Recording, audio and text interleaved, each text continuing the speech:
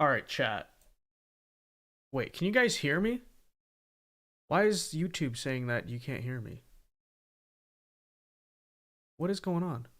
Wait, hold up. Put one in chat if you guys can hear me. YouTube is saying there's no audio. Hold on, what the heck? Can you guys hear me? All right, we're gonna do a test before we actually start this here. Okay, that's what I thought. I don't know why YouTube was saying there's no audio. That's so weird. Okay, all right. Anyways, guys, welcome to the Vince Dao Show. I will play the intro, and we will get started here. Got a lot to talk about tonight. The UAE has just straight up said, "You want to put gay Spider-Man in movie? Habibi, not in Dubai." It is so true. All right, and a lot more. Stay tuned.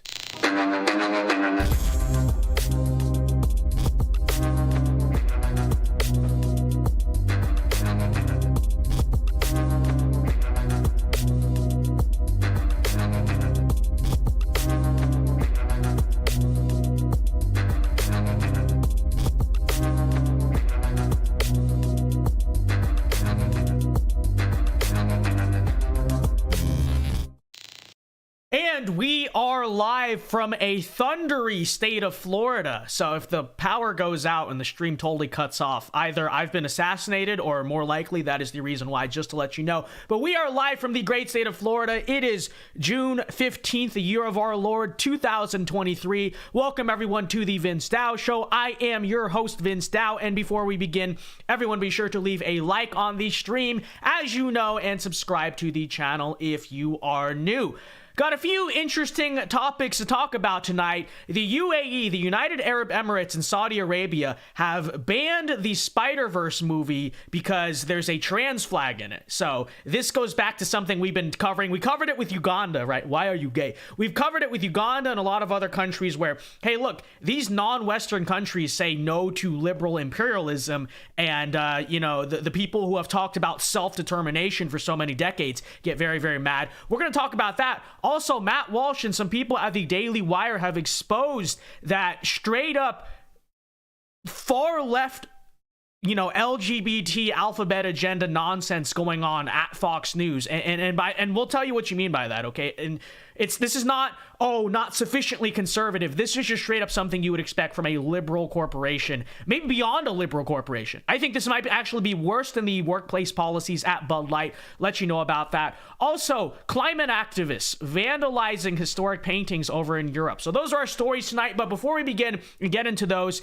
if you do want to support the show tonight, feel free to do so by sending in a super chat. These super chats are the best way to support the show, as you know. And you can have your question or comment read and replied to throughout the shows. And, you know, I said a thing the other night. I think we're going to start doing this. I'm not going to set a hard dono goal, but let's just say once we hit 75, I'll say 75 a night in super chats, I'll bust out the rice farmer hat, because you guys seem to love it. Okay, you guys seem to love the Vietnamese hat. So okay, that would be that's the financial incentive. Okay, there's the trade deal. We're setting up the Vince Dao chat free trade agreement, and this is part of the stipulation. But anyways, let's read our first super chat here. Daniel McQuaid for $6.99 Canadian dollars says Michael Knowles endorsed social conservatism to the degree of 1220 AD and said that liberalism is like an acid which corrodes civilization based. I did see that monologue, and it is true, right? And that is why, you know, I very often get this comment too, where people get mad at me for interchanging the terms liberal and leftist. They'll say, Vince, they're leftists, they're not liberals, because a true liberal believes blah, blah, blah. And part of the reason why I don't really care for the semantics of that argument is that, yes, as Michael Knowles brings up, liberalism is an acid that slowly corrodes civilization over time. And so even your original or classical, quote unquote, forms of liberalism were always meant to lead us to this point, which is why I don't really have this care to distinguish it or really be like, listen, we like the real liberals, not the leftists. They were all slippery slopes to the same conclusion, okay? Liberalism in general, just very silly and stupid. But all right, let's get into the show tonight. Again, if you guys do want to super chat the show, it is greatly appreciated. They will be read in between the segments. And I have a piece of my hair here that just keeps going up. Very, very strange. Okay, anyways, Let's get into the hour of Dow tonight. Well, we open with this story. So the United Arab Emirates and Saudi Arabia have banned the new Spider-Man Spider-Verse movie for apparently featuring a trans flag in it. I think we need the Muslim version of the "why are you gay" thing. You know, every time we do the Ugandans, we do "why are you gay?" We need a Muslim version. I don't know. Habibi, why are you gay? I don't know, whatever. But you know what? To this I say, this might be controversial, but good for them. And I'm serious about that, okay? Because if it goes against their values as a country, then I absolutely support it, them doing what they want to do and reflecting what they believe as a country. And to be totally honest with you, I actually wish that more non-Western countries around the world would stand up against the forces of liberal imperialism and assert their freedom of religion and assert to a degree, right, what they actually believe. So I say to that, absolutely, you know, good for Dubai, good for the United Arab Emirates. It is their country. It is their choice what they want to do with their country. And I know the exact thought exercise that is about to occur here, right? Vince, I get it. You're against the message or the thing in the movie, but what about free speech, right? This is what they're going to say. How can you say you're okay with them doing this when you support, shouldn't you be about free speech? Well, here's my thing, okay? First of all, who are we to talk about free speech? Not just as America, but as the Western world in general, because that's really what this is, right? It's the West versus the Middle East. So how is the Western world going to lecture the Middle East on free speech when we, in Germany, a Western world, right? You saw this, you may have seen this video in Germany, when European countries, Western countries, are forcibly removing Muslim kids from their parents. They're literally using their child protective services to take Muslim kids away from their parents because their parents do not believe in the ideology of transgenderism. So that's the Western world's idea of free speech. They're actually actively stomping a lot on Muslims' free speech and Christians' free speech, obviously. But we, as the Western world, get mad at the UAE for banning a movie, right? We're taking kids from their parents, and we're mad that, you know, this country wants to ban a movie.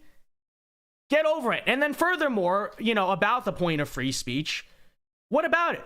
What about free speech? Really, and I mean that. Because the UAE does not have a First Amendment, okay? Yeah, if this were America, maybe you'd have an argument. But part of the reason I say it's their country, they have the right to do what they do.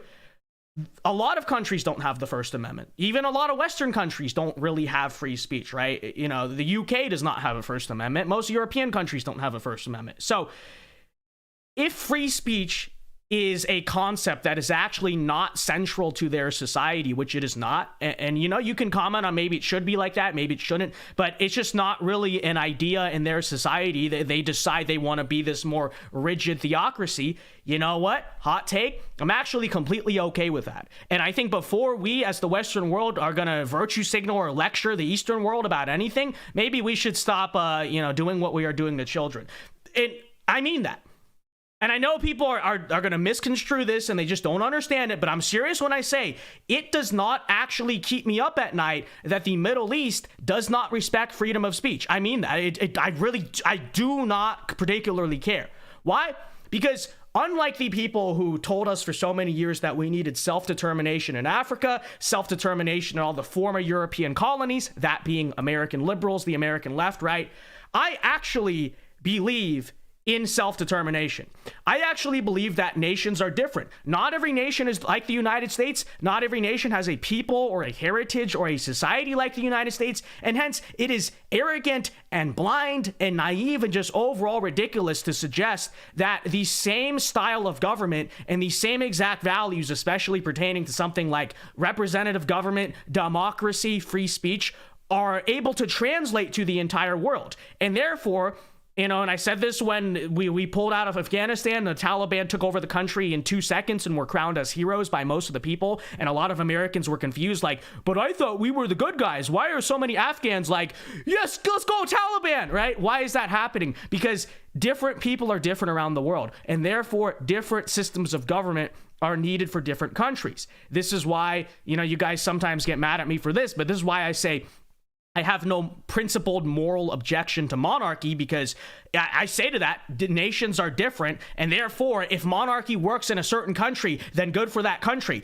I don't think you have a moral obligation to embrace free speech or democracy or whatever it is in XYZ country around the world if that's just not how the country ought to be governed. And I think that's what you see in the Middle East, right? So this is all to say that you look at the Middle East. They have had this Islamic theocracy thing going, the Sharia law thing going, right, for thousands of years. I look at that and say, am I a Muslim? No. Do I agree with Sharia law? No, I'm a Christian. But if they decide as a people that they want to keep their 1,000-year heritage instead of caving to liberal imperialism, who am I to tell them not to do that? Okay, who am I to tell them that? I'm actually all for it. I say in many ways, okay, if that's your ancient heritage, if that's your history, in the same way we look at what they're doing to our heritage and say we need to stand up and protect our history, if that's their history, then I say go and defend it. Okay, I'm all for it, right? And that's why I say, you know, do I personally like the First Amendment in this country? Yeah, but do I have any particular moral objection to Muslim countries deciding, look, this is your values, America? Sadly, it's true. There's a reason why the Middle East calls us the Great Shaitan, the Great Satan, but it's true. Okay, this is your country's values, this freaking, all this alphabet nonsense. But we are a Muslim country, so we're not going to allow this stuff, right? This goes against our values as a society. If they want to decide, well, then that means this degenerate liberal imperialism that we are trying to force on them. Understand that, right? We are trying to force on them. If they decide they want to say no to it, why should I lose sleep over that? Why, as a Westerner, should I particularly care? In fact, you know, to a degree, I have to sympathize with it. I do. Not because I'm a Muslim, not because I agree with Sharia law, but because it's like, I have this belief system. I kind of recognize this is what our country used to be, and I see the forces of woke liberalism, whatever you want to call it, destroying this part of the world. And so they have their values, they have their history, and Western liberalism is trying to do the same thing, and they literally just say no. No, Habibi, not welcome. You know, I kind of, like, to a degree, I have to say, I sort of respect that. I do respect that. And, you know, as much as we go back and forth, and as much as, you know, I disagree with Muslims on a lot of things, I will say, now that I'm starting to see this stuff happen, mainly in the Middle East, right? They're just like, no, we're not going to platform that in our country. To that, I say, go ahead, you know, good for you. We're not going to let Westerners come into our country and wear the pride flag stuff at the World Cup. Good for them, self-determination.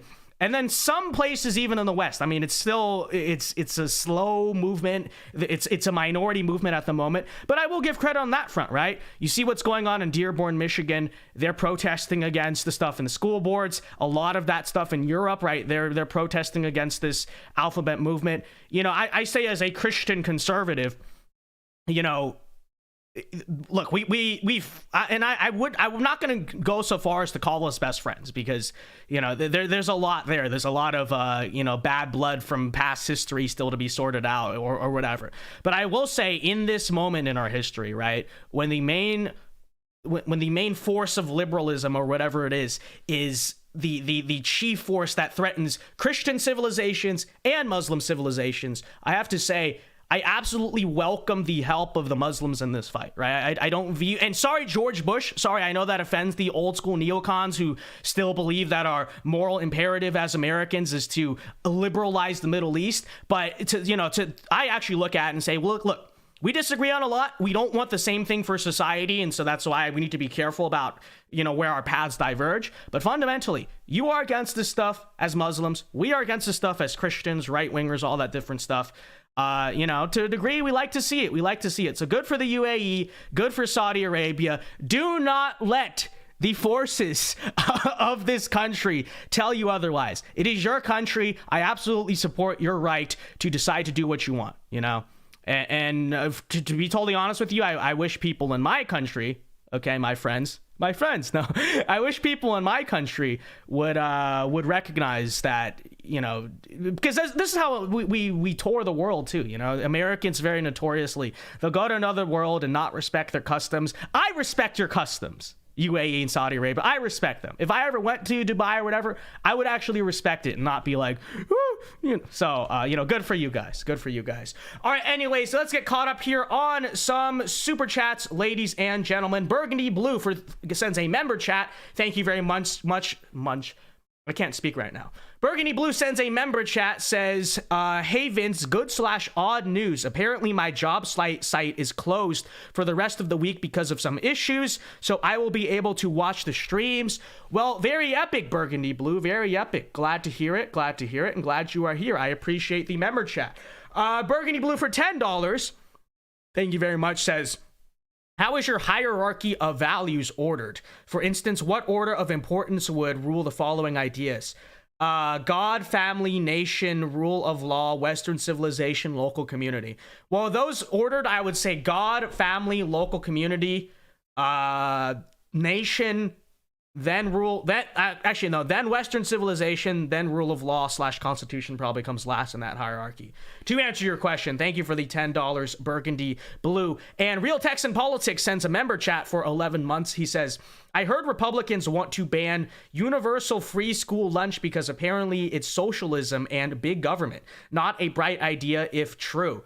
Thank you for the member chat. Yeah, I mean, well, I don't know. I will say on this front, it is 5D chess, because universal school free lunch, right? It's different to have financial aid versus universal free lunch.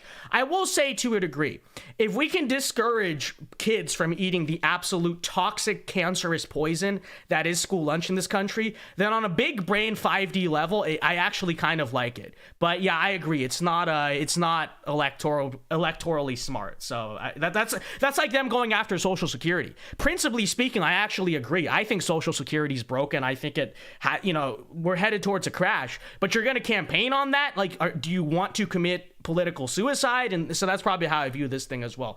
But thank you for the member chat. Again, if you guys do want to support these shows, super chats are greatly appreciated. And like I said, if we hit $70, $75, that's the finish line, and then we'll put on the rice farmer hat. Okay, so that's always the thing. Burgundy Blue for $2 says Vince's libertarian side is showing. It's not my libertarian side. It's my strategic side, okay? It's my strategic side. They're like, oh, no, people can't eat the, Michelle Obama school lunch. Okay, good. But yeah, like I said, it's not smart politics. But, we're not talking, though. Understand, you said universal school free lunch, right? We're talking about school lunch in terms of, because you get financial aid. That's how it was growing up for me. I had to pay for school lunch, which I never ate because my mom did not accept it because she was a good mom. She's like, you're not eating that garbage. Based mom. Very based mom. Cafeteria food is disgusting and cancerous and poisonous. But this was California. I always had to pay. I never got free lunch. I always had to pay, which I never did, but I had to pay because my family made too much money. So, so it's like, I don't really care about it either way, but yeah, I agree. It's probably not smart to campaign on, we're going to take things away. That's just never good politics. Taking things away that people enjoy, that's just not, it doesn't work. It doesn't work in elections. All right, but anyways, hey, or you just make the lunch better. Well, I agree, but good luck fighting the FDA. I mean, obviously that's what I would like to do, but I'm just saying, realistically, we know that's not going to happen. So that's kind of why I had that little creative take there. But all right, let's move on here, ladies and gentlemen. Van Vidal really quickly says Vince is based. I appreciate it. Helen Savannah says free lunch is so important to some kids, though, for real. Well, I'm going off of universal school free lunch, which is basically like, yeah, even if your parents make $400,000, you still get taxpayer subsidized food. I don't like, universal is the key word there. Okay, I don't think anyone is saying take away, all free lunch. I think it's the universal thing in the word. School lunches should be healthy and edible, unlike what Michelle Obama ended up creating, despite her promises. Thank you for the $5, Real Texan Politics. Did you misgender Michelle Obama, by the way? Watch out there.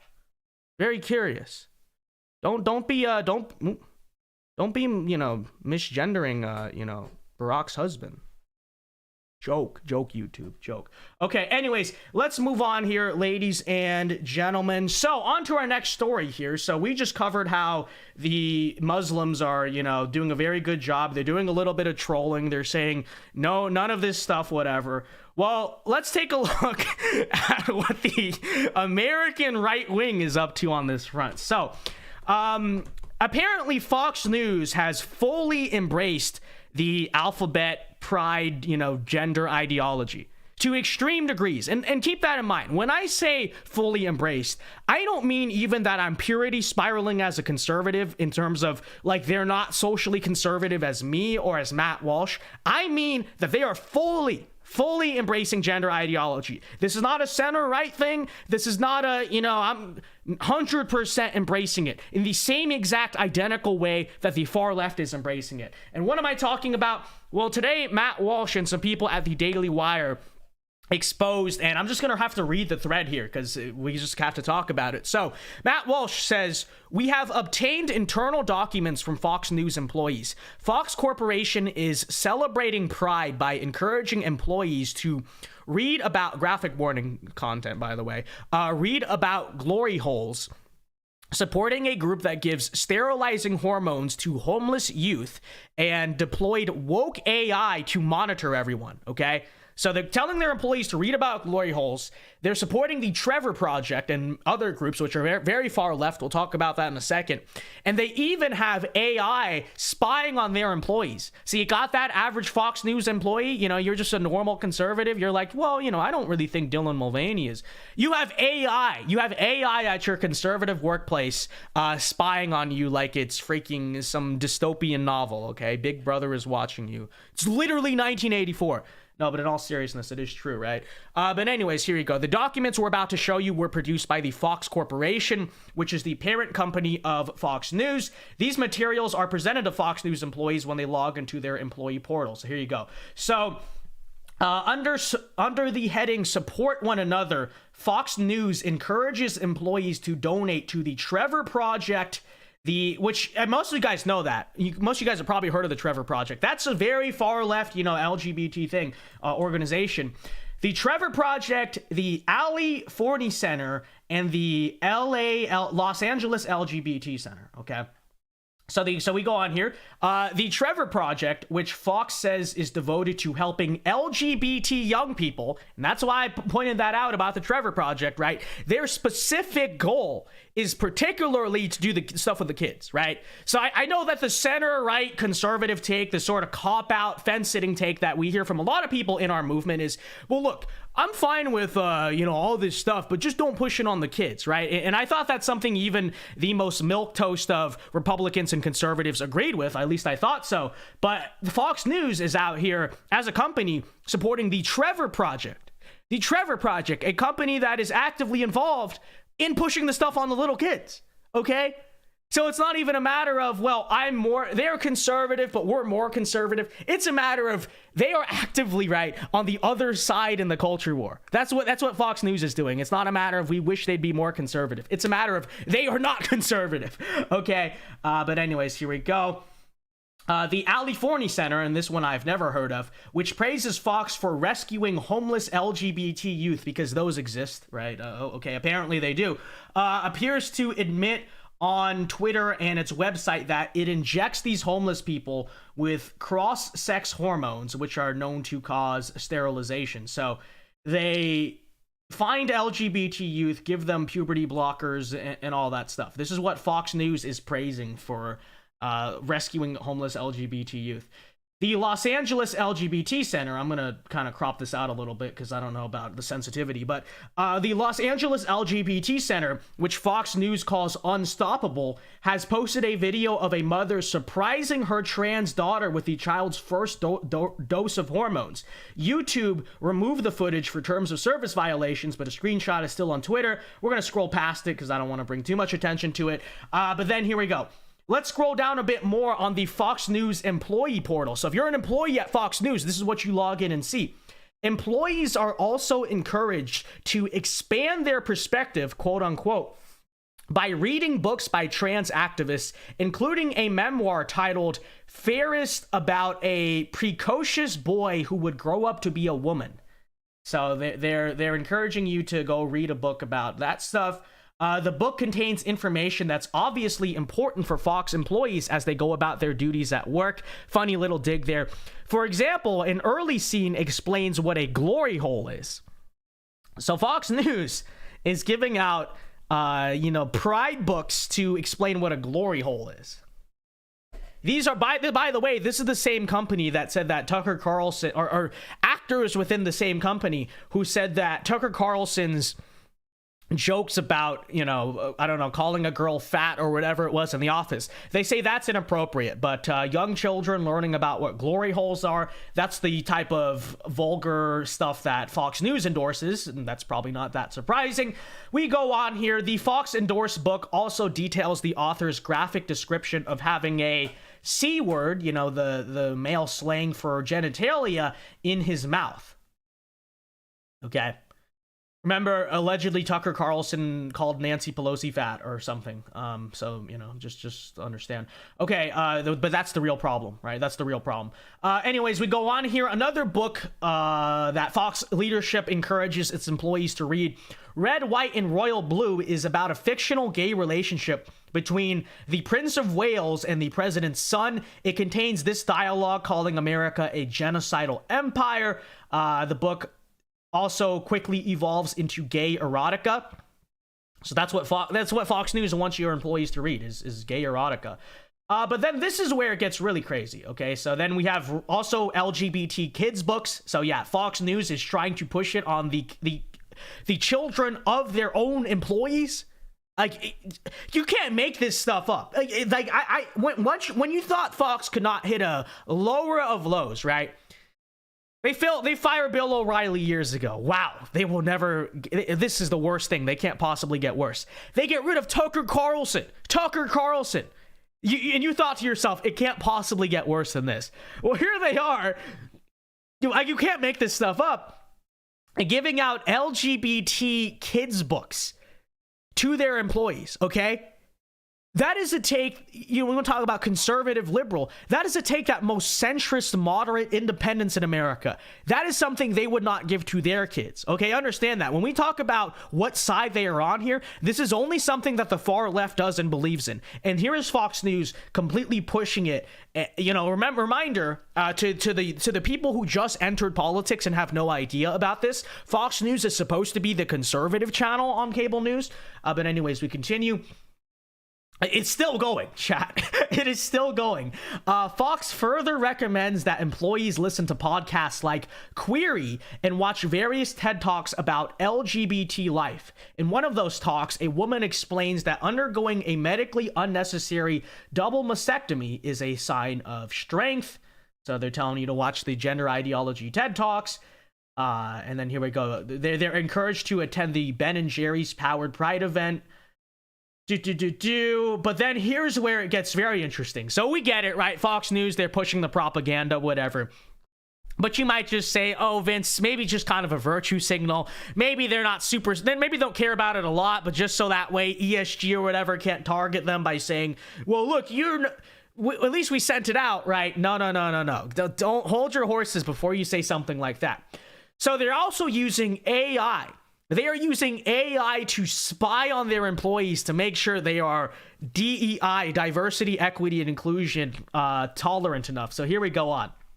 Not all Fox News employees are happy with this propaganda, as I could imagine. That might be why last year, Fox experimented with a solution to monitor employees' commitment to DEI. It's an AI platform called Escalera, which tracks employees' commitment to the cult of DEI. So here you go. Apparently, yeah, they create an inclusion index to basically spy on employees in the workplace, okay? Unbelievable. All right, unbelievable. Fox leadership told we are still going. Fox leadership told employees to sign up for Escalera so that the AI could help them engage in activities that deepen their understanding of identity and more nuanced D&I concepts. Okay, so it generates a peer comfort index and diversity index. And there you go. I think we basically get the point here, right? But one last thing I do want to mention here. Let's look at some of the employees. Before Fox News, when I was very young, I thought, maybe I'll work for Fox News one day. When I was very, very young, it was never really the biggest thing in my mind. I always kind of understood I always thought I was too far right or too independently minded to work for that company. But here you go to the... you wonder, does Fox News still hire conservative? Maybe you're a journalism major watching this. You're like, yeah, I get it, Vince. This is all cringe, but maybe I can still work for Fox News.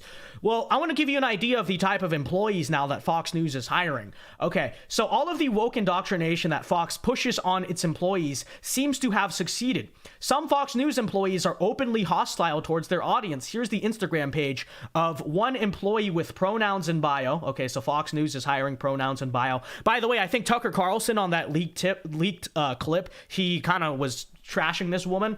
But anyways, pronouns in bio, he, him. Sorry, a guy apparently. Sorry, I misgendered him, or maybe I didn't, but you know the point. So he was celebrating Joe Biden's victory. Again, Fox News employee. And he regularly lashes out at Fox News' audience. In a recent post, for example, he attacked conservatives' concerns over drag queens targeting children, writing, "When are you Hicks," which is a racial slur against white people, "when are you going to be honest about who the real problem is?" I'm not sure what that even means, okay? The Fox News employee also came out. We're still going. The 22 tweets. The Fox News employee also came out in support of the Sisters of Perpetual Indulgence. So that's the group with the LA Dodgers. Remember, their whole point was to mock Christianity. Remember that whole thing? So they came out in support of that. Okay. So this person says he supports the Sisters of Perpetual Indulgence that openly mocks Catholics. And then here we go. Okay. And then you take a look, and then you wonder where this is all coming from. Well, I think we have the answer here. Number 24, or maybe Fox leadership isn't concerned with how the audience feels because they're not really beholden to those viewers at all. Like YouTube, some of Fox's largest shareholders are enormous institutional investors, particularly BlackRock and the Vanguard Group. There you go. I think you have the answer, right? I think you have the answer to where this all stands. You wonder why Fox News has gotten the way it is? Oh, but Vince, they're losing so much money. They're losing so much viewership. It's bigger than that. Look at look at where they're getting the money from. Who's investing in them? BlackRock, Vanguard. So they're just saying, listen, comply with our agenda, be the controlled opposition to a degree for conservatives, right? So, don't form a real opposition. Just do what, propose as slightly right wing so that way you have a veneer of difference of opinion in the media, but you're on our side, right? And that's what's going on here. It is absolutely insane. Okay. So what do I have to say at this point? Fox News is completely lost as a company. And that's what I said when they fired Tucker Carlson. But now I really have to double down on it. They are lost. They are not on our side. They are not an institution that really in any way I can trust or... I hate to say that. I really do hate to say that. Listen, because... as much as I really have always understood cable news is dying, and if selfishly speaking, it's good for online creators like me if Fox News crashes and burns, because that means more attention, is driven over to our sphere and stuff. But in a non-selfish sense, that is the only thing we have on cable news. OAN's not big enough. Newsmax is not big enough. It is just not a good thing for the culture war. Even if Fox News is not always as conservative as we would like them to be, it is not a good thing in the culture war considering how many people still watch TV, okay? Grandpa, I know we have a few senior citizens who watch the channel. Shout out to you guys. But for the most part, Grandpa isn't coming on YouTube. He still watches TV. And, it is good to have a conservative voice on there. It's very important considering old people tend to vote more than young people. So I take no pleasure in reflecting on the fact that Fox News is dead as an institution. And I mean, in many ways, it's completely dead. It is completely dead, okay? If they do a Republican debate, we'll tune in. If they do a presidential town hall, we'll tune in. But besides that, I mean, I'm serious when I say what utility is left at that company. They're owned by BlackRock, as we're pointing out here. They're owned in large part by BlackRock and Vanguard, and they're pushing the Trevor Project and LGBT kids books. Not the center right take of I don't care as long as they're adults. Not that. Kids books. Okay, chat, kids books. What use are they? Right. They're not on our side in any degree. Okay. And I say that to say that to all the young kids out there who see what I do, or you see what other people do, you see what Tucker does, and anyone you look up to, you like in the media, you're considering going into journalism, you're considering going into commentary. Let me just say, okay, do not bet on the idea that, listen, I'm going to infiltrate Fox News. Just don't do it, okay? That's my formal advice. You can take it, you can leave it, it's your life.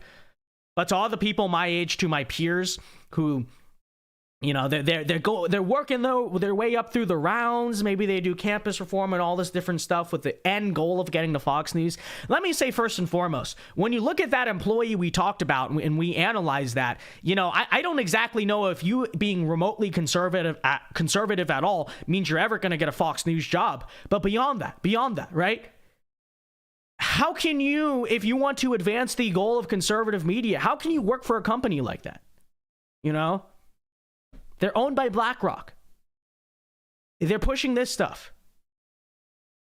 You are in this, at least you tell me, right? And I believe you are in this to try to stop that type of stuff.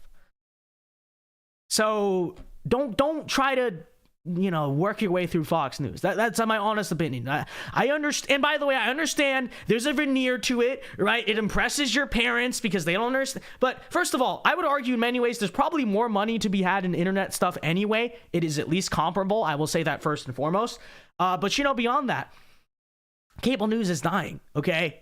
And I don't think you exactly want to sell your soul to a BlackRock owned company just to have all the just for what, a few years of the last relevance of cable news. Don't do it. Don't do it out there, kids. Okay, just it's not worth it. All right. Because also, if you saw what they did to Tucker Carlson, he's not the first. What happens when Fox News implodes, or they get rid of you because their BlackRock investors did that? As you can tell, they have AI spying on you. We saw with Tucker Carlson, they're keeping blackmail tapes on you. Do you want to deal with that too? Do you want to be blackmailed and psychotically harassed by, by your former employer for the rest of your life? This is all to say, it's not necessary. It's not necessary. Fox News is not on our side. But anyways, that's the Fox News story. We got one last thing to talk about here. But in the meantime, let me get caught up here. I know we missed quite a few super chats, so let's get caught up here. We are at $75. Actually, we're at $74. So $74.34. So one more, and the rice hat will come out after we finish our stories here. But Dolores Vega sends $5, and she's giving me a high five, according to the super chat sticker. So thank you, Dolores Vega. God bless you. Appreciate the support. Real Texan Politics for $5 says, some news for you. A Penn State professor was allegedly arrested for allegedly performing sexual acts on his pet dog. Disgusting. Thank you for the $5, Real Texan Politics. That is quite disgusting. And, not to dunk on Penn State, but what is it with Penn State? Okay, chat. What is it with Penn State and, some sexual perverts? I don't know what it is, and if you know, you know. Yeah, that's very, very disgusting. By the way, though, it does tell you. I really wonder what that professor was teaching in his class. Maybe it was maybe he didn't have anything to do with politics. I'm just saying, it's a thought. It's a thought. But thank you for the $5, Real Texan Politics. Dollar for $2 says, like chocolate. Luckily, my pronouns are her, she. So true. Thank you for the $2, dollar for dollar. Burgundy Blue for $5 says, my honest reaction to this LGBT garbage from Fox. And he sends a link here.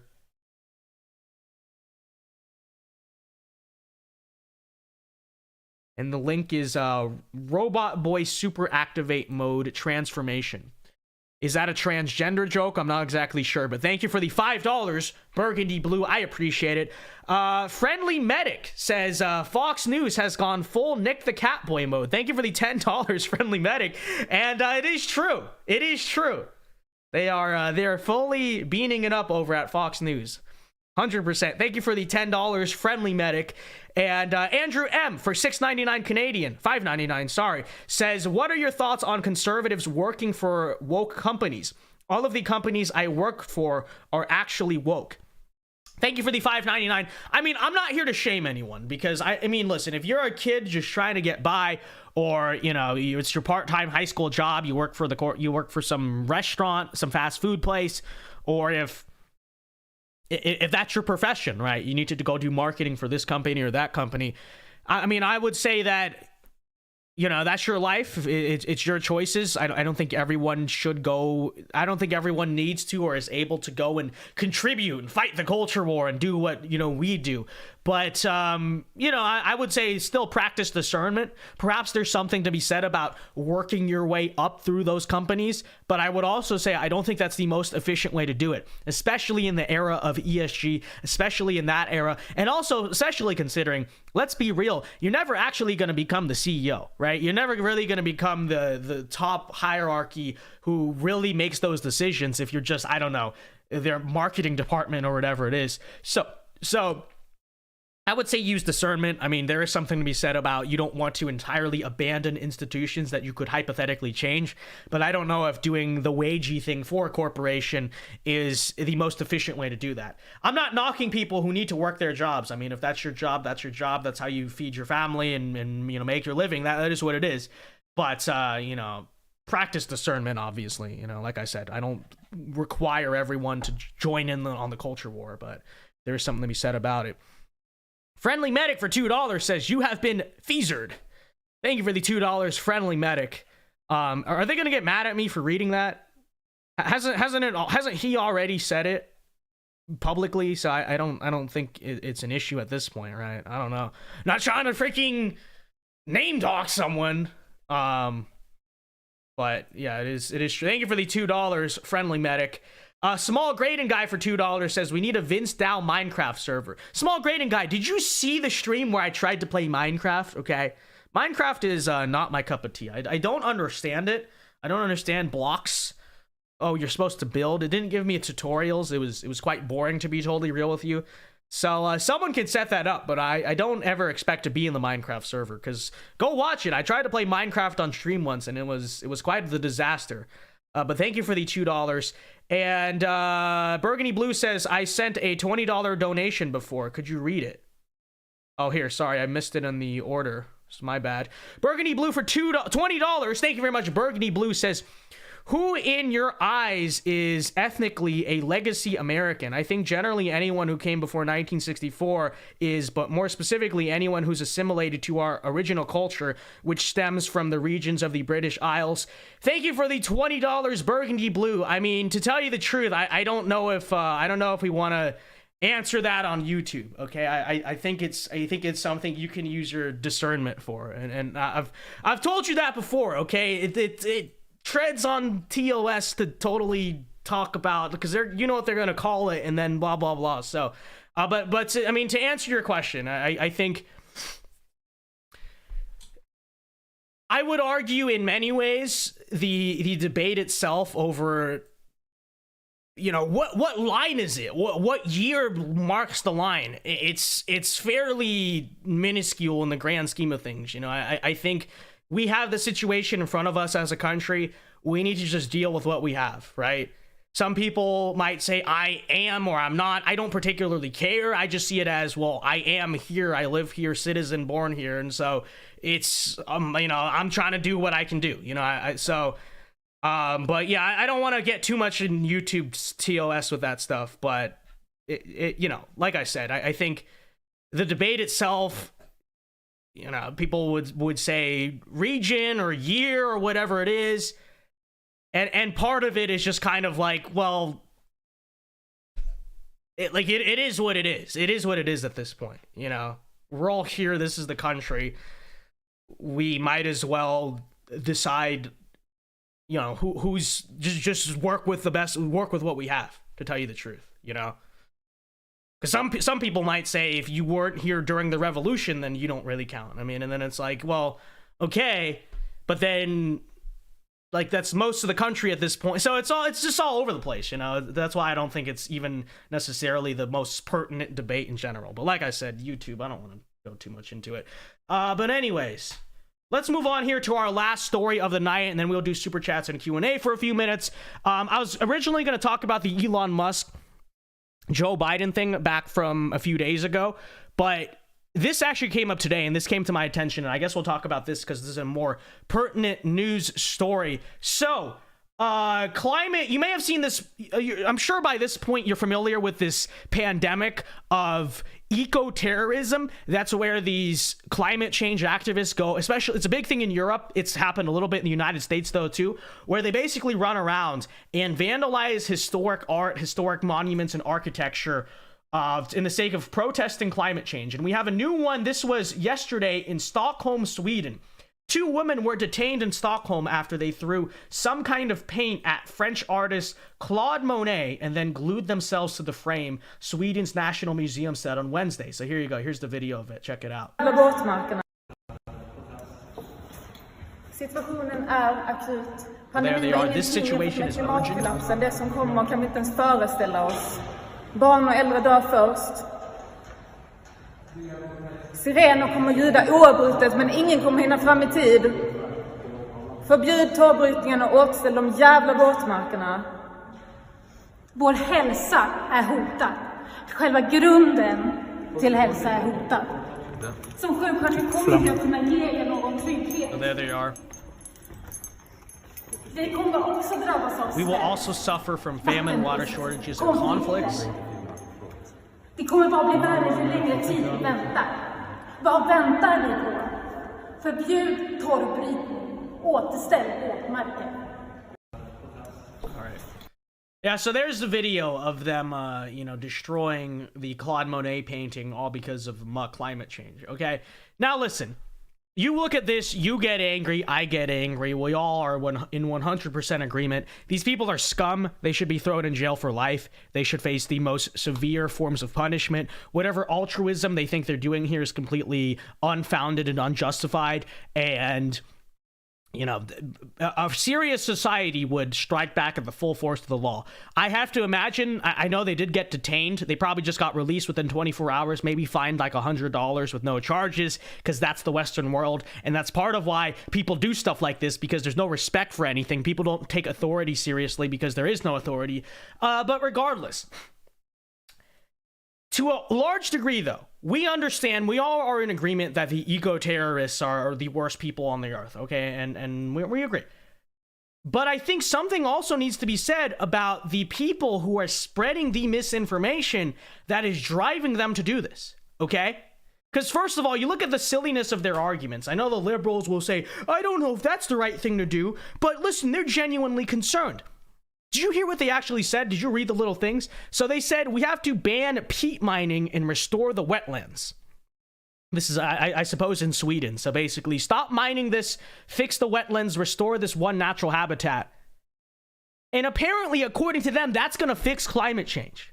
How does that even make any sense? Because you claim it's all these emissions around the world, supposedly, that are causing all the, climate change. If you stop mining one thing in one country and fix one place of the wetlands, that's going to stop climate change? That's not even scientific. That actually doesn't make any sense, because none of the climate change people actually make any scientific sense when you really break down what they are saying. But this is to say that the propagandists in the school system, in the media, across the internet, because they always talk about how dangerous conspiracy theories can lead to real world consequences. But no one ever talks about the fact that the dangerous conspiracy theory of climate change is leading to real world consequences. Because as much as these people are scum and they should be punished, largely for the inability to not think for themselves and largely for their lack of respect for authority, to a degree, I kind of understand. I'm not saying I'm justifying it, because I'm not. They are scum. But I sort of understand why they do what they do. Because if you were told as a young person your entire life that the world is literally about to end, which is not true, that is misinformation. The world is about to end because of climate change. We are all unanimously screwed. There's nothing we can do to innovate to adapt to climate change. And so within the next 5 years, if the entire world does not have a total blackout where everyone basically starves to death, we're all gonna die, right? And so that's what young people are told. They're told we're all gonna die, and they're told that older people, the politicians or whatever, they're literally just sitting around and doing nothing about it. which especially in Europe and in the United States, but especially in Europe, is absolutely not true at all, right? The European politicians are doing everything in their human power to appease the demands of these stupid, idiot climate change activists to the detriment of the European quality of life. Looking at you, Germany, looking at, the energy prices over in Europe, which are even worse than they are here. They're doing all of that. But again, there's this misinformation campaign being spread to young people that the world is literally about to end. They are about to die, and old people and the politicians are doing nothing about it. So let me ask you a question then, okay? Now, I'm not saying it's right, because they should be able to think for themselves. They're stupid, you can tell. But this is to say that the climate misinformation narrative is causing real world terrorism. Because what would some people do as young people if they really believed they were going to die, because that's what they were told, and the political system, the Western order, was doing nothing and just sitting around and being complacent in their death? Wouldn't you, to a degree, perhaps be a little bit radicalized? If that's what you believe, wouldn't you, to a degree, maybe say, wow, I need to take some drastic measure to get people's attention because the world's about to end? Do you see the danger of misinformation? I know I'm talking like liberal news media here, but it is actually true. It is actually true. All of this climate-based eco-terrorism is driven by the lies, and they are lies. Let me make that clear, that the world is about to end, okay? I'm not saying that the fact that, oh, look, the climate is changing, that's not a lie, okay? I'm not that much of a science denier. I'm just a science denier enough to say, well, it's not even science. None of the scientific stuff concludes the world's going to end. It just says, hey, well, the Earth is, according to their models, which are always wrong, by the way, but even their models say, well, the Earth is going to become this much warmer. As a result, sea levels will rise. We may deal with significantly worse weather events and stuff. And some places that were once fertile agriculturally might not be fertile. And nowhere in that does it say the world's going to end. Oh, but we're going to have famine. We're going to have all the resource shortage. Perhaps that's true. But that also assumes that human beings can't innovate around resource shortage. And so you want to say, oh, Vince, what's your answer to climate change? Because you suggest we sit around and do nothing. That's not what I suggest, actually. Take a sip of water. That's not what I suggest with climate change. I suggest that whether or not the climate is changing because of man-made emissions, which, personally, I have an instinct, it may be slightly true, but it's probably very over-exaggerated. And we've talked about this stream before about how they say the Earth doesn't change in terms of hundreds of years, but it actually does. And we just came out of the little ice age at the start of the Industrial Revolution that coincides with the end of the mini ice age here on Earth. So you could also say that's part of the reason, the climate is changing. But regardless, right? I look at it and say, even if you guys are right, even you guys are 100% correct, the United States is only 15%, I believe, of global emissions. Sweden, I'd have to imagine, how much is Sweden? 2%? Probably much less than that. So even if you went 100% carbon free, not carbon neutral, carbon free, 0% of the global emissions, you still would not do a dang thing. Because that's still what? 85% of global climate change? Who's driving most of the climate change? India, China, the bigger countries on the planet, okay? And let's be realistic, unless you're going to go declare war on them or something, they're not going to stop using fossil fuels.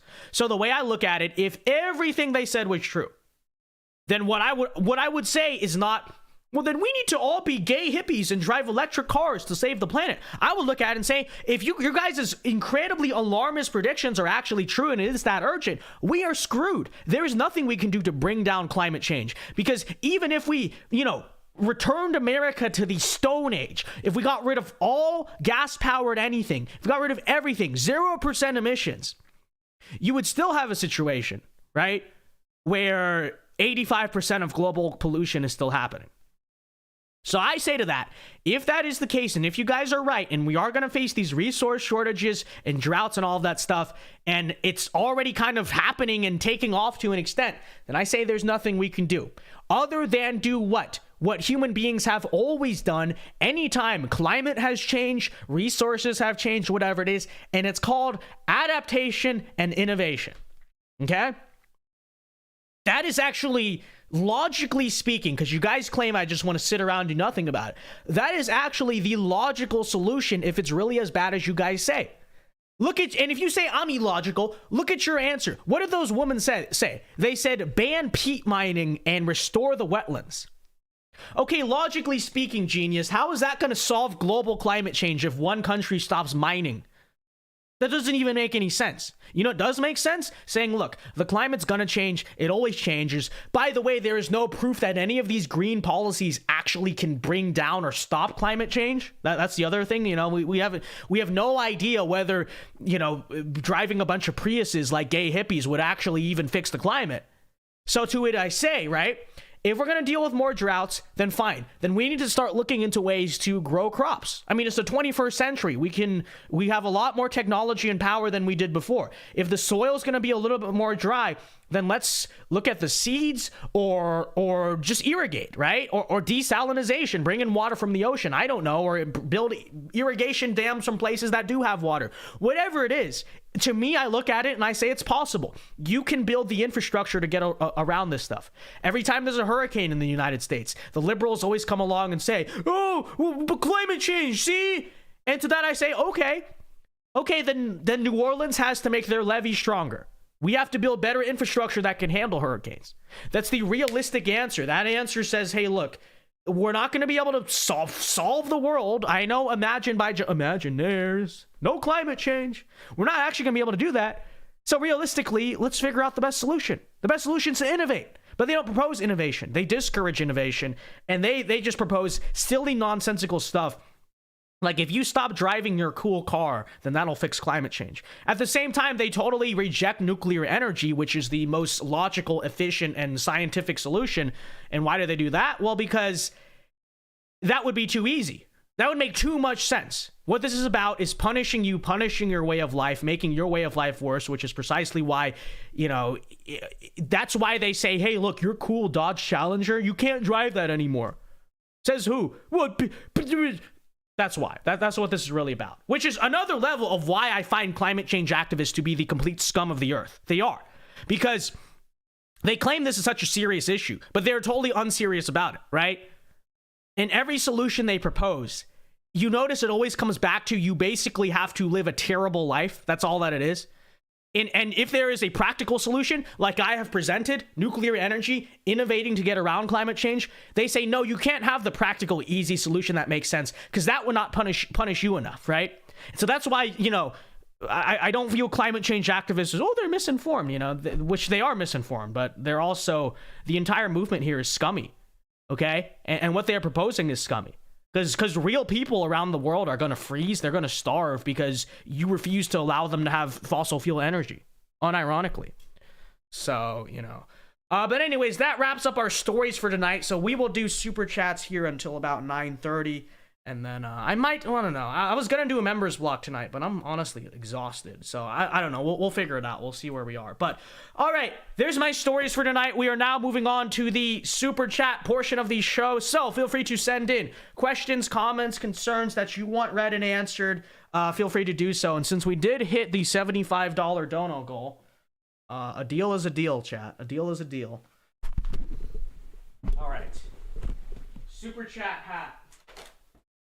Which is basically what it is at this point. All right. Oh, hello! Oh, I forgot. The headphones don't fit. Oh, hello! Time for Super Chat! Okay, you can send in Super Chat number 1. Okay, the number 1 is the $1, the number 2 the $2, the number 3 the $5. Which one you want? What number? What order? So true. So true. Dirty Mike says, Vince, please say leftist and not liberal. Leftists are the opposite of liberal. Well, Dirty Mike, I actually addressed that in the beginning of the show, but I share the Michael Knowles opinion on this. That's actually not true. That's actually not true at all. Leftism is not the opposite of liberalism. In fact, leftism is simply the logical conclusion of liberalism. And I've talked about this before on the show, but that's part of why I you know, everyone is like, oh, you know, distinguish the two. I don't distinguish the two. They're literally the same exact thing, okay? Liberalism is and always has been the start of the slippery slope to leftism, okay? And I've talked about this before, because you say, well, real liberalism is, you know, the stuff about free speech and individualism and all that. And maybe you believe in that, maybe you do as a value, but you need to understand where the movement started in history. It was never about, and by the way, this is why all of the liberals of the 1990s and even the 1960s who marched at Berkeley, the very same people in some cases, they're very old now, but you see them around, the very same people who marched for free speech at Berkeley in the 1960s are now the rabid anti-Trump censorship crowd of today. Literally, in some cases, the same exact people. Do you know why that is? That's not because there was this 180 ideological transformation. It was because the liberal values of individualism, free speech, liberation, sexual expression, whatever it is that have been historically considered to be liberal. And I've talked about this before, but whether or not you believe in those individual tenets, understand they were never around just to exist. The point of doing them, the point of the liberalism was to break the traditional conservative order of things, right? Because historically, we had the old school traditional morality, right? Just the things people used to believe for thousands of years. Liberalism came around, and understand this, the entire goal was always to break that. So they preached individualism. Why? What was that always about? Well, that was to liberate the individual from the traditional hierarchies of having duties, right? Having duty to God, having duty to family, to nation, to community. No, you don't have any duty. You don't have any heritage. You don't have any point, basically, of being here. You're an individual. Go be you. Self-express, hippie, right? That was the start of it. But understand, why does liberalism always descend into leftism? Because it was always designed to. Because what their plan always was once they broke through, once they got their kind of way of thinking in, immediately it was always going to turn into leftism, okay? Liberals never believed in free speech. They never did. Okay, you say, well, they marched for free speech in the 1960s, but now they're against free speech. To point that out, it represents a naivety about the situation.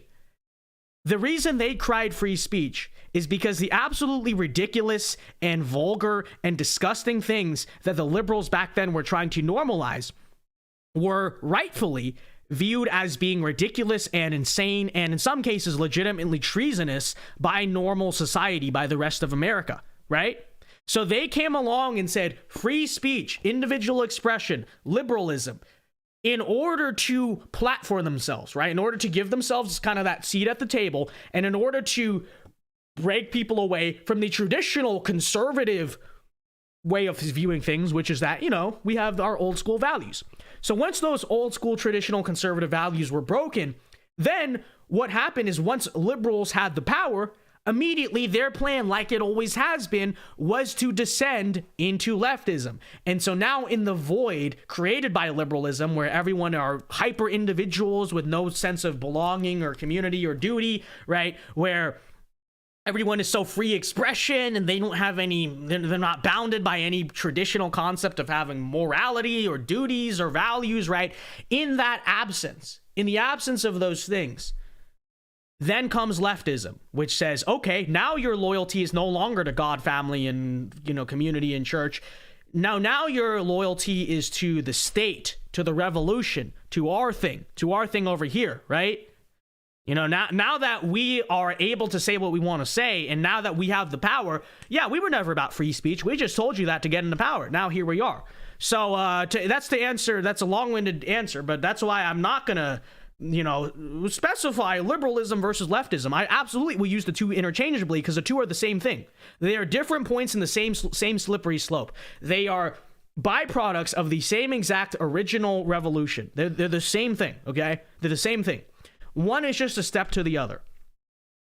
So it's like saying, here's how I would say it.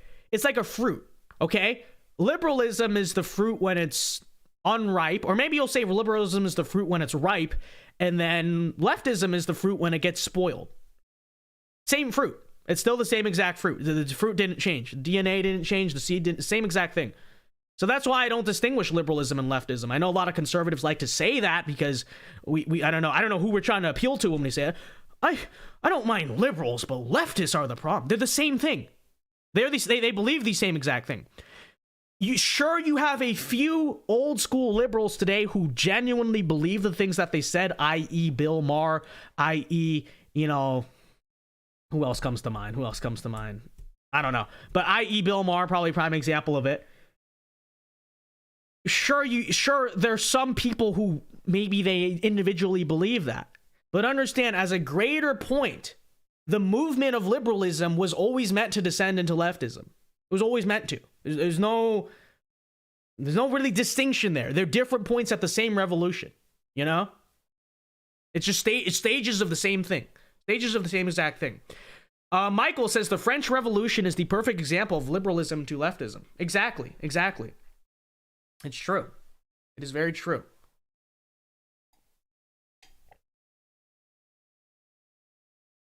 So,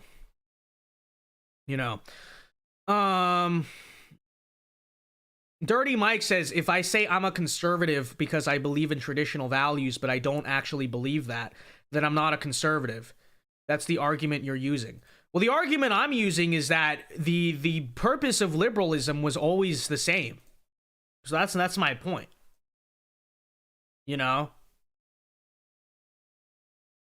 I don't understand why is the distinction even necessary? What, for their feelings? Because it's gonna hurt Bill Maher's feelings if they call him a left. Why do I care? Because liberal, I know there's like these classical liberal crowd here where they still, sometimes they call out the nonsense, which I'm like, okay, fine, good for you. But what, in order to not offend their feelings, I'm gonna, it's all the same, okay? It's all the same. Dirty Mike says they're the opposite. They're not the opposite. You have conservatism here on the right, which suggests a traditional morality, right? Here's how I actually view it. I don't want to listen. You have conservatism here on the right, and conservatism essentially asserts, to put it very basically, this traditional idea of morality. Okay. Liberalism suggests historical liberalism suggests moral neutrality, right? That's kind of what they pose themselves as. Free speech, public town square, that's what they say, right? But what it always was move to the middle. Now that's the morally neutral point. Leftism is just the next house down the street, right? To say, okay, traditional morality to moral neutrality, moral subjectivism, relativism, right? Moral relativism, whatever you want to call it. And then leftism, which is their new concept of morality, new age morality, progressive morality, immorality, you could say, secular morality, whatever you want to call it. It's not an opposite thing. Yes, leftists, quote unquote, are more radical versions of liberals. They're more radical, I'll give you that. But they're not opposite ideas. The opposite of leftism is conservatism, not liberalism. And there's a reason why those labels are the way they are, So you can say one is more radical than the other, sure. In the same way, like a socialist is, not a communist, but to say that they're opposite, they're not opposite at all.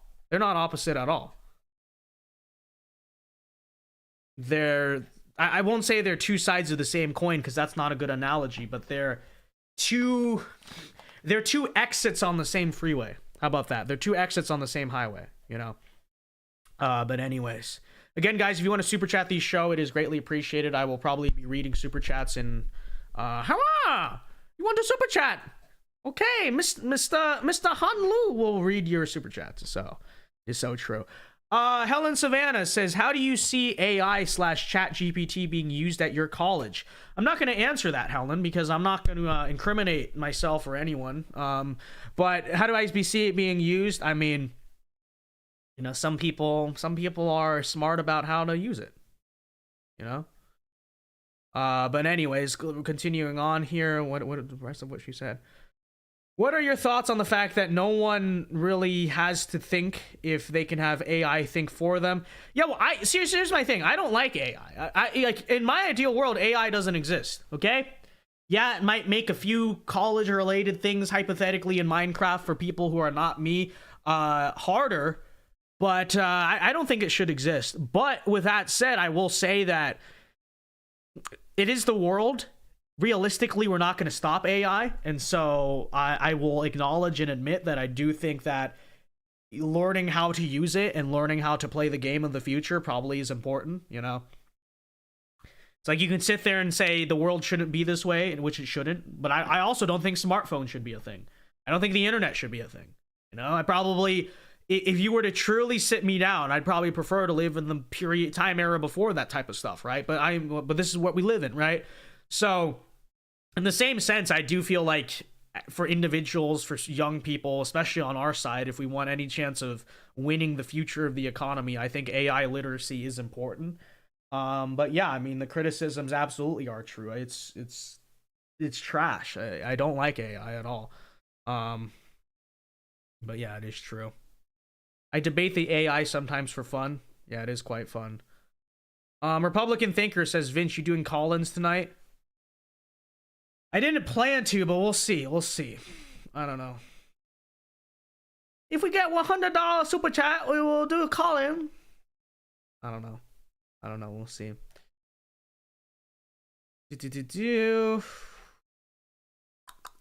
Anyways, I missed the member chat here. Mr. Easy for 3 months. Thank you very much for the member chat. Says, how weak is modern man that people get away with this? Too shy to look him in the eyes.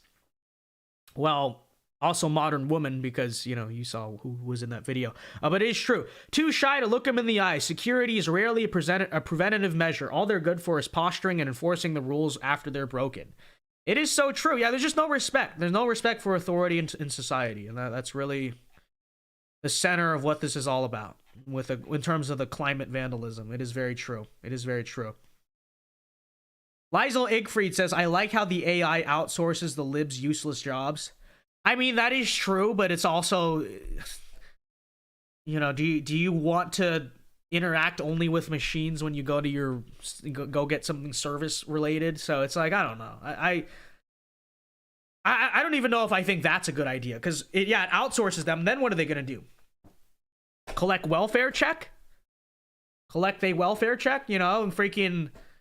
So then you're just going to have to pay for their uselessness. So it's all just a sucky situation, you know. Small Graydon guy says he's setting up a VinceDao Minecraft server. We play Minecraft. So, you could probably expect not to see me in that Minecraft server, because I still don't understand Minecraft. Vince, how do you not understand Minecraft? Well, I don't know. I played it that one time on stream, and I was like, there were animals, and there was I don't know. It's just boring. What are you supposed to do? Build a house? I'm just like, what's the point of this game? You know? I don't understand it. But let's see what else we got going on in chat. Again, guys, questions, comments, anything you got, feel free to send it in via the super chats. Let me see here. Small Graydon guy says Trump needs to choose Vivek as the VP. I think Vivek is a little bit of an insider rumor, but I think Vivek is planning to probably be the press secretary. If not the press secretary, then something regarding the administration, maybe some type of chief of staff or whatever. But yeah, Vivek definitely is going to be a part of the Trump administration. I am confident that's going to happen. VP, probably not. He's not known enough. But he definitely will have a role. I can virtually, unless he, you know, they get in some type of personal feud, I virtually guarantee you that's exactly what's going to happen, because that seems to be what the angle sort of is there. So, you know, let's see here. Practically, you're right. I'm speaking purely in terms of emotional validation. No, it is true. It is true. It is quite funny to see them lose their job, but then they lose their job, and then they you gotta pay their welfare. So probably better that they just keep the job and at least give you services. Sash McFlash says, did you beat Oregon Trail Woke Edition? I did not beat Oregon Trail Woke Edition. No, we never played it after that one stream. By the way, guys, get the stream to 100 likes. But yeah, we didn't play it after that one stream because it's too confusing. That's my thing, okay? I could figure out how to play some of these games, but I don't have the patience, okay? I like games that I already know how to play, or if not, that I can intuitively understand. You know what I mean? And the Woke Oregon Trail, there was just way too much going on. And then you had the You know, once Black Moses left me, I didn't really know what to do. That was kind of an issue. But let's see here. Vivek Ramaswamy deserves a cabinet position. I'm telling you, I don't have any personal confirmation, but I strongly lean towards believing he is basically running currently for a cabinet position. It's kind of a Pete Buttigieg style situation. You know what I mean? So that's absolutely the case. Tucker Carlson needs to be White House communications director like Pat Buchanan. That would be epic. I don't think that would happen, but that would be amazing. But let's see. Let's take a look here. Let's see.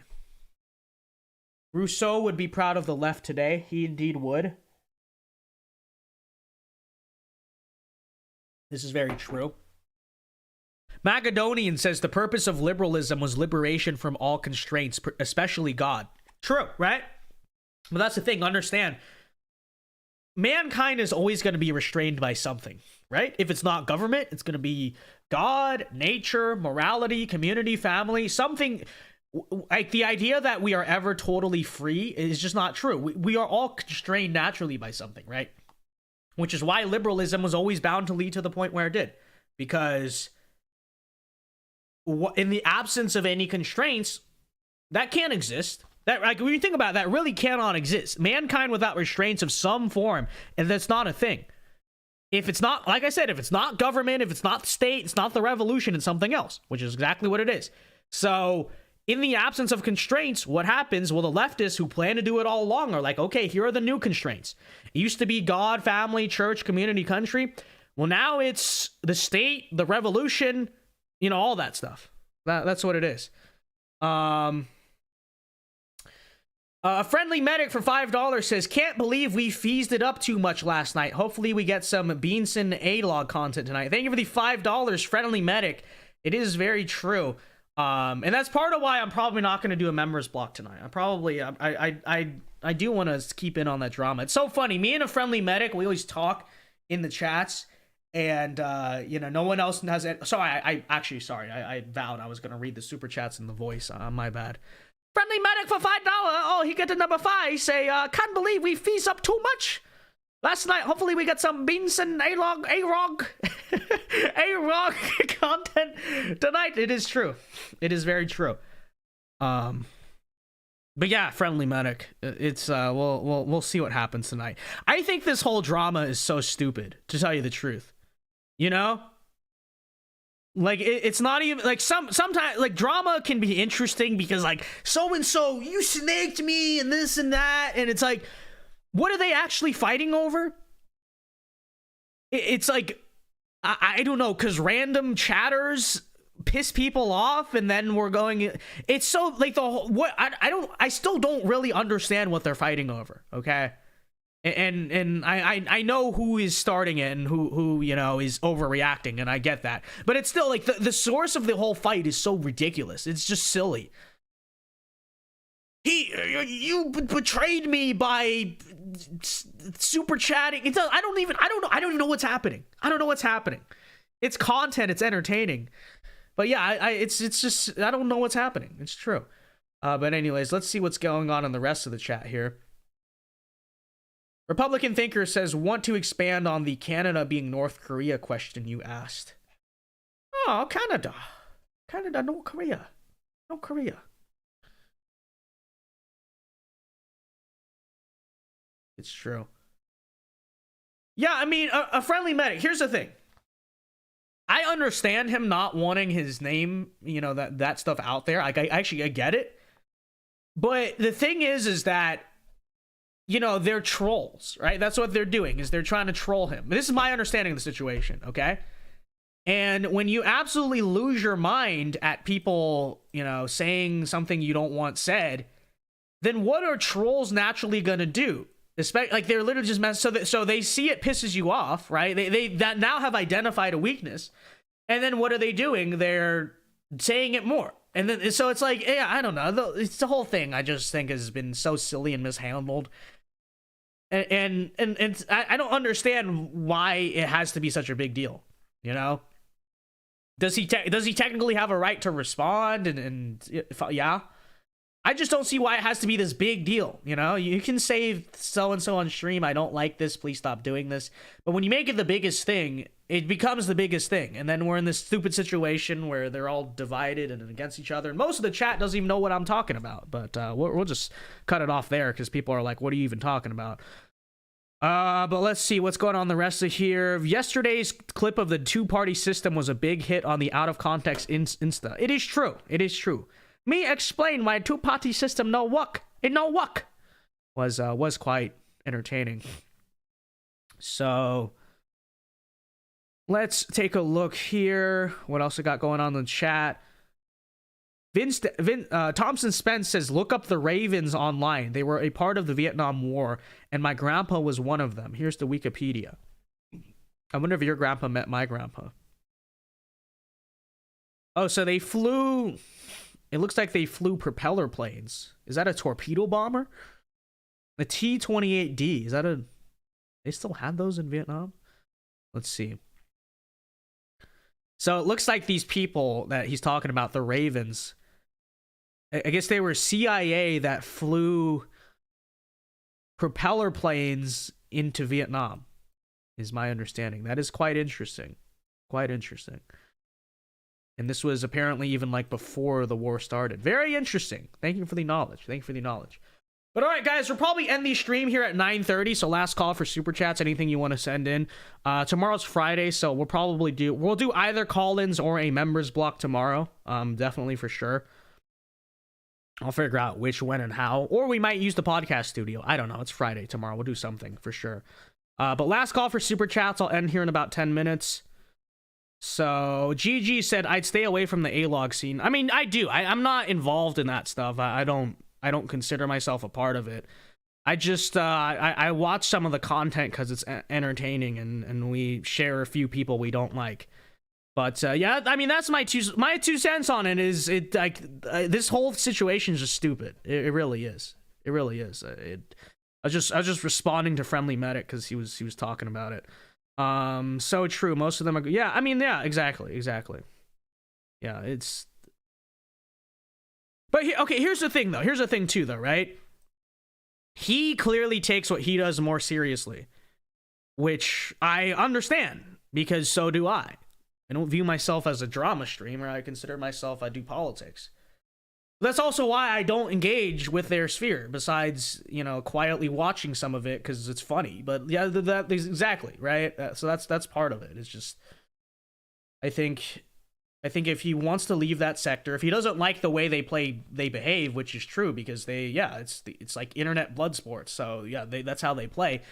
If he doesn't like that part of it, which I understand, I think then he just shouldn't engage with that. You know what I mean? You don't need to even be a part of it, which I think he's going to do, which is probably the best for everyone. So I don't know. But anyways, Arnie Hernandez for $5. Thank you, $5 for Arnie Hernandez. Say, if I give a big super chat soon, will you have a drink with me once legal, of course? And will you go to Latin mass at least once? It's a big one, promise. Thank you for $5. Yeah, I am down. I am down for sure. Thank you for super chat, Arnie. I am down.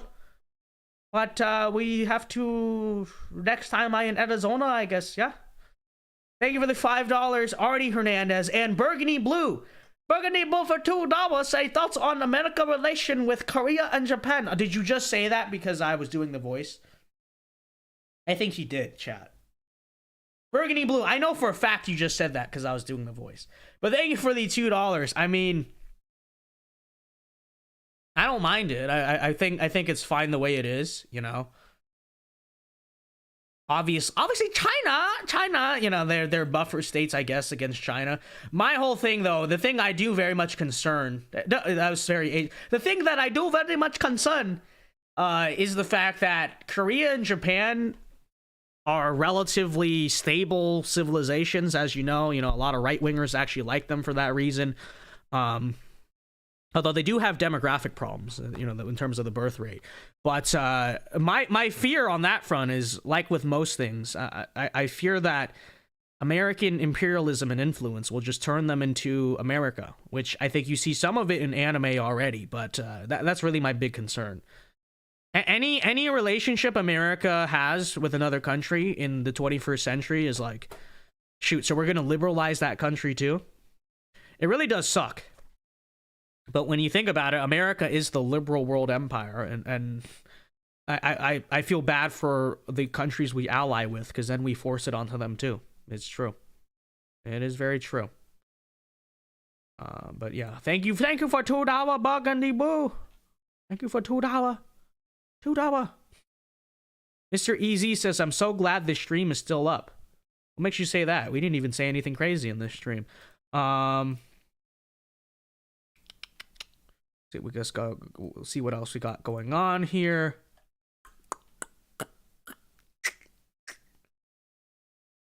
Anything else interesting in the chat as we wrap up the show? Again, last call for super chats. Got about 5 minutes left here.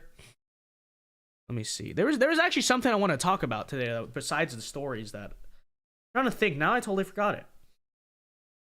There was something. There was something that happened today that triggered this thought in me. Now I don't remember what it was. Yeah, no, I totally forgot. It's so over. It's so jover. Damien H says Ho Chi Vince. Oh, Ho Chi Vin. Ho Chi. You see, I like Chairman Dao better. I feel like that's a funny name, you know. Chairman Dao. It's true. Should we start running with that? Should we just like Supreme Leader? That'll be my name in the community. Hello, it is me, your Supreme Leader. Hello, it's me, your Supreme Leader. Please comply. No, non-comply mean you go to re-education, okay? True. These are the consequences of not obeying Supreme Leader Chairman Dao. Oh, hello. Was it aliens, Vince? It was indeed aliens. Okay. It's true. Oh, you know what I was going to talk about? You know, okay, now it has come to my mind. Okay, this is what it was. I might even take the hat off because this is relatively serious. Oh, my hair's all screwed up by the hat. Whatever. So I remember I talked about, was it last night? I talked a little bit about how when I was in middle school, like, and because we brought this up because we were reacting, remember, to that story of the kids at the middle school who were protesting against the Pride stuff. Remember that whole story? I brought up how in middle school, me and all my guy friends, and this was, you know, this was Los Angeles. This wasn't exactly a conservative place. But we were all, like I said, I wasn't conservative or whatever, but we were all edgy, right? We were all anti-woke, you could say. We were politically incorrect, all that stuff. And, you know, we all to some degree liked Leafy, and my friend liked Ben Shapiro, and, you know, we were all kind of in that was the state of existence of being a middle school boy. Even if we were not conservative or even political, we had what you could refer to as conservative instincts, right? And then I talked about this the other night. When I went to high school, everyone I went to middle school with, pretty much, they all became liberals, and now we don't talk anymore, as you could imagine. All my middle school friends that we used to just sit around, crack the funniest jokes, do what middle school boys do. And like I said, we all thought we all thought feminists were dumb, you know. Now this is the state of things, and they all went to high school and they got corrupted. And what I said the other night is very interesting, is I feel like to some degree you could argue I'm just the one that, quote unquote, I'm going to use this term in a certain way and it's not what I mean, but quote unquote, did not grow up, right? In the sense that I actually, to some degree, always retain that sort of like teenage rebellion, which is part of why we do what we do now. And to even now, I'm still making politically incorrect jokes saying I'm the Supreme Leader and you know, hello, you know, so the same thing is still going on. Whereas everyone that, you know, used to be my friend back in middle school, it's, you know the situation, right? So it got me thinking. I was as random like shower thoughts or whatever today, that growing up in the modern world, and I'm not saying like don't grow up. Obviously, real maturity is very important.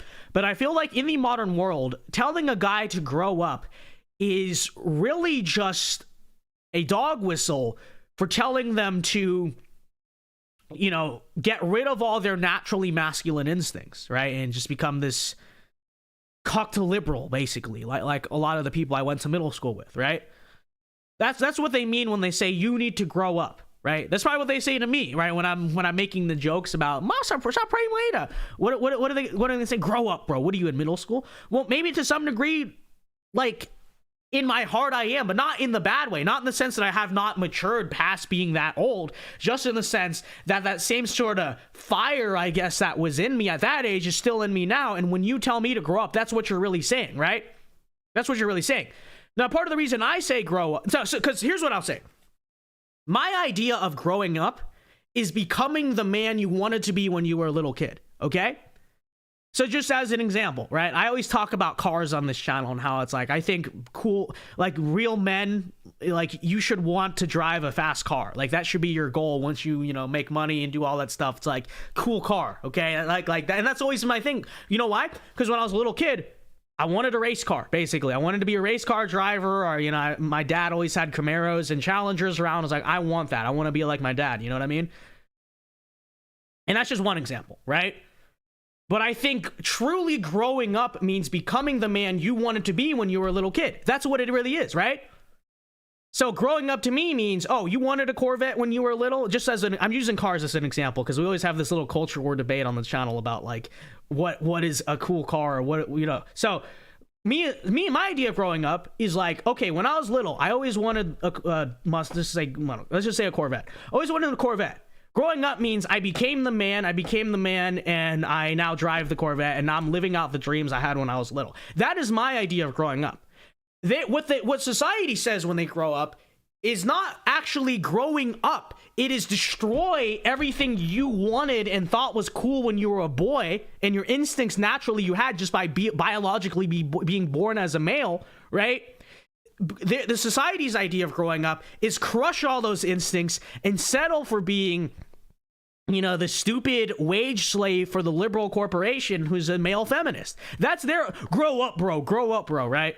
So that's just a random shower thought. And so I thought about it. It's like when society says you need to grow up, they don't really mean it. What they mean is actually you need to destroy everything you thought when you were younger, right? Whereas I think truly growing up, truly maturing is like, yeah, what does every little kid want, right? Every young boy, I should say, or at least this was me, right? Cool car, nice house, attractive wife, good life, right? And then maybe you get a little bit older, you also want kids, right? When I was super young, I didn't really care about that part of it, but that's still kind of a part of the building blocks, right? I want to be the man, you want to be cool, and then you're told, what are you told by society? No, grow up, bro. What are you freaking? No, you need to live in the pod and be a male feminist and drive a Prius. That's not growing up. Do you understand, right? Because that's, like I said, growing up, in my opinion, is becoming the man you always wanted to be. That's growing up. You dreamed of being the man, now you are the man. Whereas when society says grow up, they just mean like destroy yourself. That's really what it is. And that's what I was thinking. Right? That lightning bolt just shook the house. It keeps shaking. Because when I say I still have that like middle school sense of humor, sense of like teenage rebellion, right? Which is part of what drives some of my conservatism today, you could argue. People will say that's a source of immaturity. To that I say, no, I've just matured more. I've actually matured because I've become a greater version of what I once was, right? I used to just be this like edgy kid who, didn't like feminists. And then what happened? I grew up in the sense that I actually grew more into those instincts. What you're telling me is all the little things I thought naturally and instinctually when I was a little boy, those were wrong. My take is that they were actually right, and truly growing up means becoming and being an evolved, better version of what you always wanted to be. That's what it really means to grow up. So just some shower thoughts there. But anyways, Burgundy Blue for $2 says, so true. Oh, hell, our Supreme Leader, Chairman Dao. Thank you, Burgundy Blue. Your VinceDao credit score will certainly go up because of this. I appreciate it, okay? Come on. Anyway, Sheeny Beanie for $2 says, Dear Reader Dao. It is so true. GG says, growing up versus conforming. Yeah, exactly. Okay. So true. So true. Yeah, there's another one, big muscles, right? Which I'm still working on. Okay, I'm still working on. All right, so I'll admit that. But yeah, when I was younger, that's also who I wanted to be, right? I wanted to be freaking jacked, and you just wanted to be cool. Literally every way in which men are traditionally cool, you wanted to be cool. You wanted to be the man, and I don't think that's wrong. I don't think that's wrong. I think that's I think that growing up means becoming the man you dreamed of being, not conforming to whatever society says you can't have. Truly. So true. So, kids have dreams. Men bring those dreams into reality. Exactly. 100%. 100%. Okay? That's exactly what I would say. So, all right, we're wrapping up here. But I'm trying to get the audience reaction here. Totally right about growing up. I know. 100%. 100%. And that came to me because remember, like I said, the other night on stream, I was kind of asking the question because I kind of knew the school system or whatever, but I was really trying to deeply philosophically ask, why did all of my friends that I went to middle school with and we all made fun of feminists, why did they all conform and then I just kind of grew more into that? And like I said, what would they say and what would the other contrary crowd say? They'd say immature, right? You never grew up. I would say, no, I grew up. You're the one who just broke. You're just a broken man, right? You broke who you were, right? Part of becoming a man is turning all your childhood instincts and dreams into reality. And I feel like that's actually the true definition of growing up, okay? You know, let me say this. If you restarted human society and actually, let's just say, like, you didn't push anything on little boys and all this stuff and indoctrination from a young age and mess with the hormones and the food. Let's just say you just have them all there. Yeah, you're going to get a few fruity individuals. But for the most part, what does every guy want? Every guy wants the type of life and just the things and the attributes and the stat points, literally the skills in the video game that they say you're immature for wanting. You're not immature. That's part of growing up. That's part of leveling up in the game of life. It's true. But anyways, Buggity Blue for $5. Okay, these will be the last super chats, ladies and gentlemen. Buggity Blue say, I sure hope it does, because these super hats are destroying my actual credit score. Just kidding, lol. I got the bread. Thank you for $5. Thank you for $5. Okay, thank you. Come again. Burgundy Blue, I'm going to give you a plastic thank you bag, okay? That's my way of showing thanks someday. Someday I'll give you a plastic Asian thank you bag. But thank you for $5. Andrew M say, rough play also important for boys. So true. That's why all sons do kung fu. Very true. Schools try to neuter the boys by demanding them to stay still. I got in trouble so many times for this. Thank you for the 550 Canadian. And yeah, last point here in the stream. The education system is not tailor-made for men. You know, this is actually, I would argue, some of the women would say, well, it doesn't work for us either. Yeah, in general, it's broken. But I will say that the education system is, and like I said, everything in society is feminized. I would argue that the education system is more so tailored to women and for that reason leaves boys behind, right? And like I said, for the girls who are going to be like, well, I don't like school either. I get it. But what I'm kind of explaining is the sort of very conformist style that the education system teaches. Sit in this chair, don't talk, don't have energy. And then in terms of even the academics, they don't really teach you how to think or do anything or build anything. It's just repeat this process and get the grade points, right? Again, I'm not saying that, women like it either. I'm just saying that it is not... It's particularly worse for the male brain because it's not how men think. It's not how men are supposed to think, right? The reason I call it feminized is because more so women are able to handle that better, okay? And you can get mad at me, but it is true.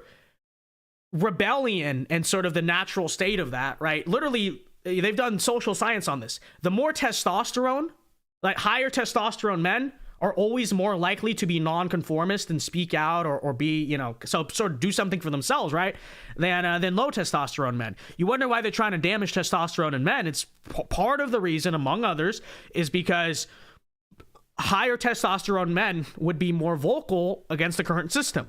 Low testosterone men are more conformist because it is testosterone as a hormone that sort of drives nonconformity, right? You know, that drives, hey, freaking, you know, do something, build stuff, fight, you know what I mean? That, whereas bringing them down, ADHD meds, all that stuff, we bring them down, they're more conformist. That's why I say, scientifically speaking, it's a masculine thing. And I know the conservative women in chat are going to get mad and they're going to say, no, well, why is it a gendered thing? I'm just pointing out. I'm not saying that it works for women either. I understand the whole school system's broken. I'm just pointing out why it's particularly worse for young boys versus young girls. And that's why you see very often in elementary school, the teacher's pet, right, which is encouraged the way the school system is, the teacher's pet's always what? A girl. The class clown, the troublemaker, is always a guy, right? I virtually guarantee you, if you looked at the behavior grades, I don't know if you guys got these. In my school, we had like E, S, and U, like excellent, satisfactory, unsatisfactory, if you talk too much in class or whatever. I virtually guarantee you, if you looked at those grades on average, girls on average would have all the high scores, and it's the boys who always have the bad, behavioral grades. What does that go to show? So again, the woman kings come and say, well, no. But what does that go to show, right? It goes to show that the way the education system is set up, like many other things in our society, is feminized. It is not meant to be for boys, right? Boys are not meant to be educated in the 6 hours a day, learn conformity type of thing. It is antithetical specifically to testosterone, right? To the way young boys instinctually are supposed to think, supposed to learn, supposed to behave, right? And that's absolutely true, also true on the fighting front, right? They don't let little boys fight anymore, and I think, fight, and that was the way it was when I was in school too, but, I think boys fighting, boys playing, boys having a lot of energy, I think that's actually very important, And I think the education system is fundamentally anti-man, anti-male. It's more tailor-made to females. And that's not just education, that's the whole system. And that's why there's such a men's mental health crisis. Sorry, ladies, I know you guys always want to make victims out of yourselves. What are all the suicides? What are all the homeless people? It's not females that are being left behind by society. Females, for the most part, unless you are brutally unattractive or mean or just a terrible person, for the most part, they're taken care of by society. They're not ignored, right? You know what I mean? Whereas men, even your average guy, is totally forgotten, totally invisible to society. That's twofold. That's just because the entire system is the way it is. We live in a gynocracy. Yeah, no, we do. It is definitely true. Wait, Vince, I've always been nonconformist, lol, based. Well, yeah, I mean, the warrior kings, this is the other thing, and this is another problem with the way our political system is set up.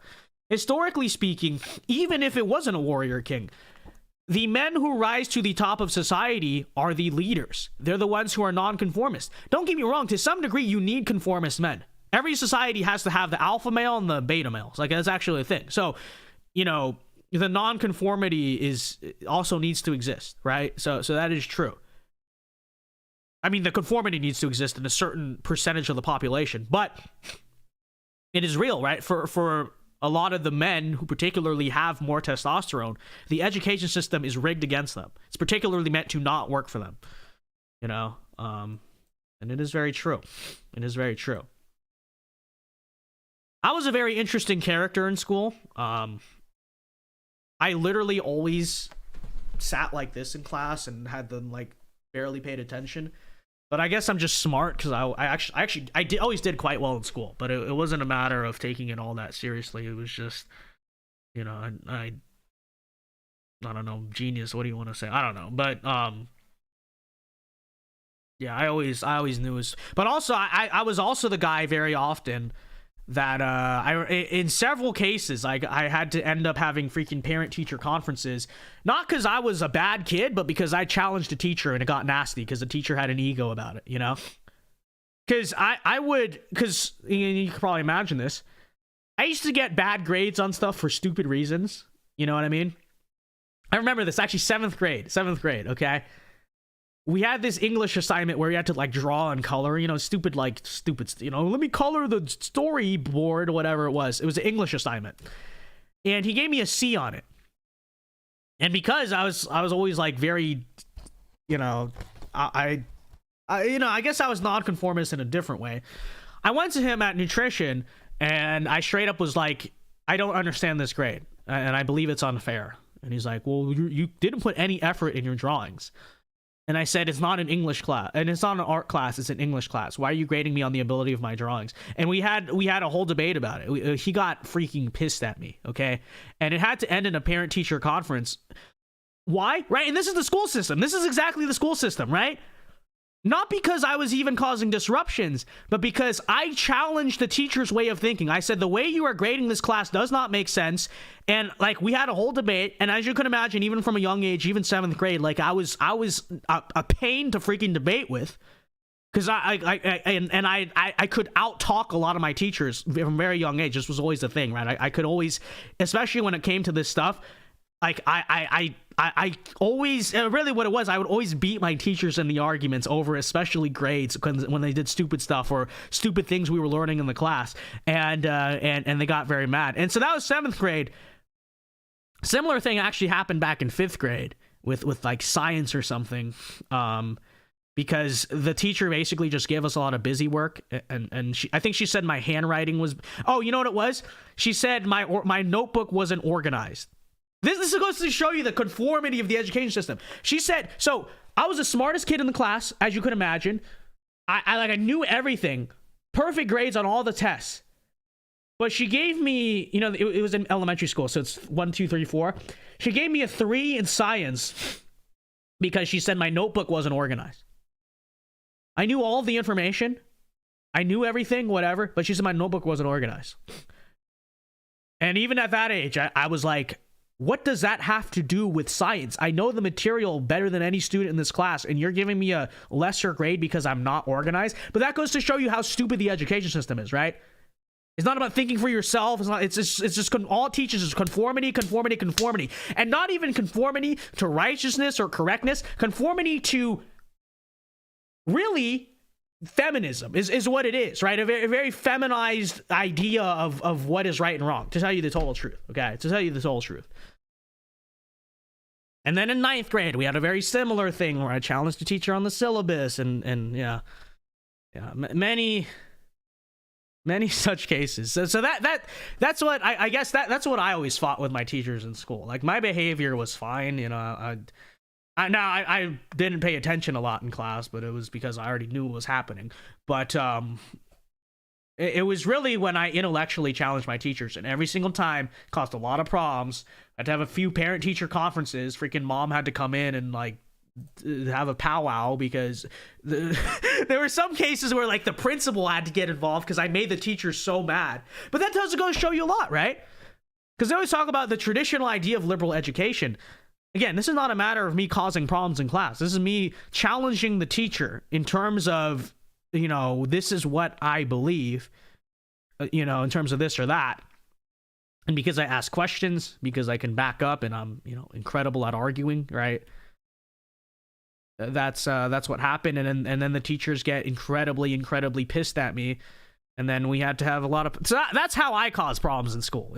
I was literally brick in the wall, like freaking just caused problems by damaging the teachers' egos because I was...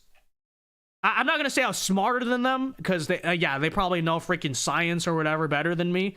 But because in terms of logic and reasoning and verbally especially, I always outclassed them. And that's how I caused problems in school. And I made a lot of teachers mad. I made one male teacher almost start crying because of it. It was a fantastic situation. But anyways.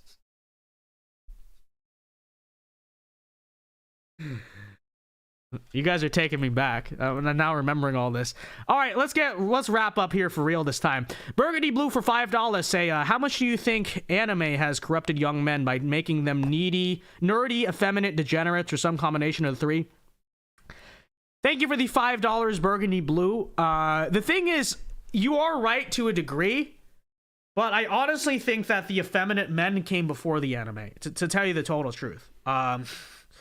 I think that in general, just those types of men are attracted to anime. So I don't know how much damage it's causing. I think it's more so a byproduct, and I think it's bigger than that. But yeah, thank you for the $5. And our last super chat here for the night, JD says, why are Biden, Pelosi, and Obama all tweeting about DACA? I have no idea, but they're probably trying to work on an amnesty deal. That's what I'd have to guess. There's probably an amnesty deal going through Congress. But anyways, ladies and gentlemen, by the way, Leo Messi, we got the MAGA communists back in chat. Leo, if you like China so much, then freaking you like China, then move there. It's very true.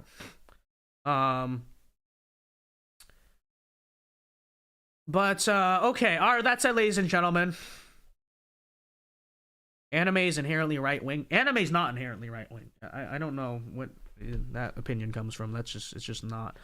But all right, ladies and gentlemen, with that said, thank you to everyone who tuned in. Be sure to leave a like before you go. We will be live one last time this week tomorrow at 8 p.m. Eastern time. And until then, Alpha moves only. Have a very good night. God bless. And have a good night. Thank you.